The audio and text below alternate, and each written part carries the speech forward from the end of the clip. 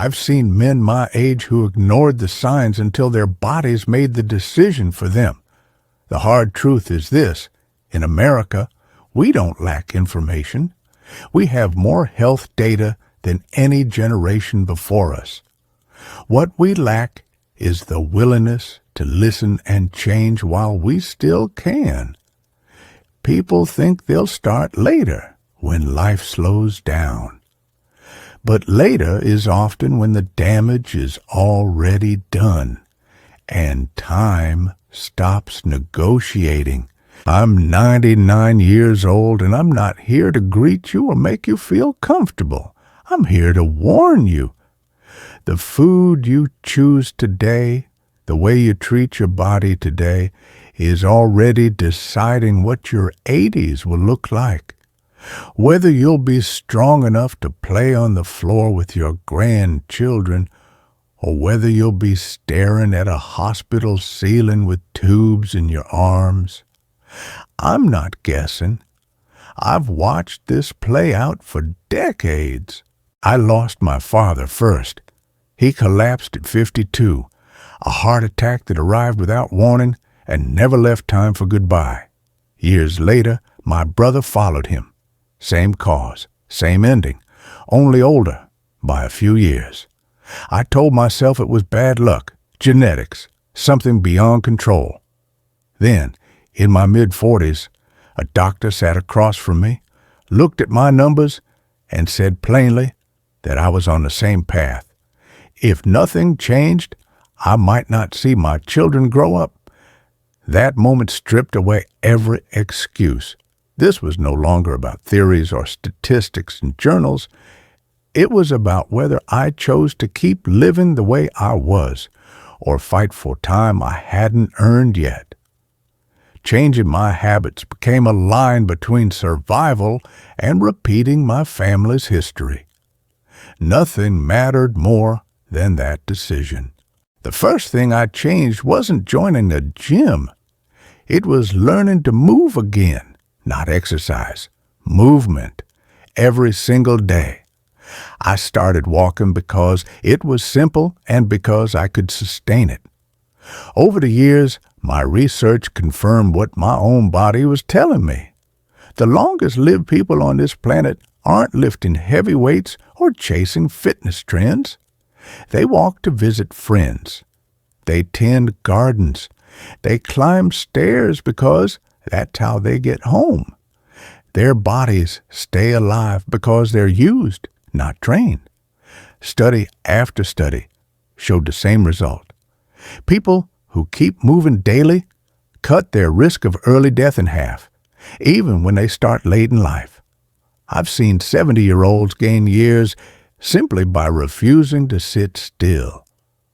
Your body doesn't need punishment. It needs permission to do what it was designed to do. Move through life every day. Once my body began moving again, something else became impossible to ignore: what I was putting into it. For most of my life, I ate the way American men were taught to eat. Meat at the center of every plate, bacon in the morning, steak at night. But when I started studying longevity across cultures, a pattern emerged that I could no longer argue with. The longest-lived populations don't eat this way. Their meals are built around vegetables, beans, and whole grains. Meat exists, but it's an accent, not the main event. The data was consistent and unforgiving. Diets centered on plants dramatically lower the risk of heart disease, stroke, and diabetes, the same diseases that took my father and brother. I didn't eliminate meat out of ideology. I reduced it out of respect for evidence. My body responded, and the science had been right all along. As my meals shifted toward plants, I noticed another habit quietly shaping my health: how much I ate. I was raised to finish everything on my plate, to treat fullness as satisfaction. But the research told a different story. Long before I read about it in textbooks, I saw it in populations that aged slowly. They stopped eating before they felt full, not out of discipline, but tradition. Scientifically, this is caloric restriction, one of the most reliable ways to extend lifespan. When you eat slightly less, your body stops focusing on growth and switches to repair. Inflammation drops, damage gets fixed. I didn't count calories or weigh food. I simply learned to stop a few bites early. Over time, my body adjusted. Hunger faded faster. Energy improved. Longevity, it turns out, isn't built on deprivation, but on knowing when enough is truly enough. As I ate less and ate smarter, one danger kept appearing in every data set I reviewed: added sugar. It hides in plain sight, especially in American food. Cereals, sauces, drinks, snacks that claim to be harmless. For years, we were told fat was the enemy, while sugar slipped through untouched. The numbers told a harsher truth. People consuming high levels of added sugar faced dramatically higher risks of heart disease and early death, regardless of weight or activity. Sugar stresses the heart, damages blood vessels, and overwhelms the liver. And the body doesn't need it, not refined sugar, not in any amount. It can produce all the glucose it requires from real food. When I cut sugar, not gradually but deliberately, my blood markers improved in ways no medication had managed. If there is one change that delivers immediate, long-term protection, this is it. Remove the sugar and let your body recover. Once sugar was out of my life, two other habits demanded honesty: alcohol and tobacco. I grew up in a time when smoking was normal, and a drink at the end of the day was considered harmless, even healthy. For years, research echoed that belief. But newer, broader studies forced us to confront the truth. When all risks are measured together, the safest level of alcohol consumption is zero. Any potential heart benefit is canceled out by higher risks of cancer, liver disease, and accidents. Tobacco is even more unforgiving. It remains the leading preventable cause of death. Full stop. I watched what it did to my father's generation, and I refuse to follow. If you smoke, nothing else I've said matters more than quitting. Without removing these poisons, every other healthy habit is built on fragile ground. After stripping away the obvious physical risks, I came face to face with something far less visible: loneliness. For years, I treated it as an emotional issue, not a medical one. The science corrected me. Chronic isolation damages the body as severely as heavy smoking.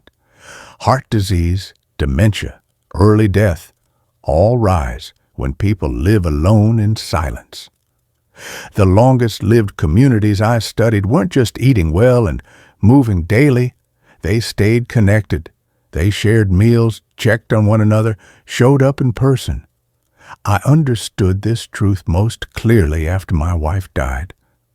The house became quieter, and so did my body. Without daily conversation, without shared routines, health erodes faster than people realize. Social media cannot replace real faces, real voices, real presence. If you want to live longer, protect your relationships with the same seriousness you protect your heart and lungs. When health habits are in place and connection remains, one final factor determines how long the body stays alive: purpose. I've seen it repeatedly in research and in life. People who wake up with a reason endure longer than those who feel finished. Purpose doesn't have to be impressive. It only needs to matter to you. At 99, I still read scientific journals every morning. I still write. Former students still call me for guidance. These routines give my days structure and meaning. They tell my mind and body that I am not done yet. When people lose their sense of usefulness, decline accelerates. Muscles weaken, curiosity fades, and health follows. Longevity isn't only about avoiding death. It's about staying engaged with life. As long as you feel needed, as long as tomorrow has a reason to exist, your body finds a way to keep showing up. I've spent a lifetime watching the evidence line up, and the conclusion has never changed. We already know what keeps people alive and well. The problem is that truth is quiet. It doesn't sell products. It doesn't promise shortcuts, so it gets ignored.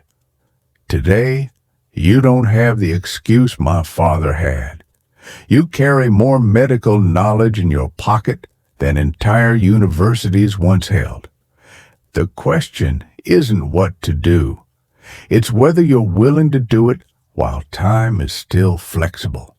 Every habit you delay becomes a debt your future body will have to pay. This isn't about living forever. Everyone dies. It's about living fully until the end, without decades stolen by pain, machines, and regret.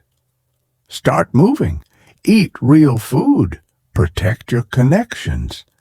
Give your days meaning. Do it now, not someday. Your future self is counting on the choices you make today to earn the years you still deserve.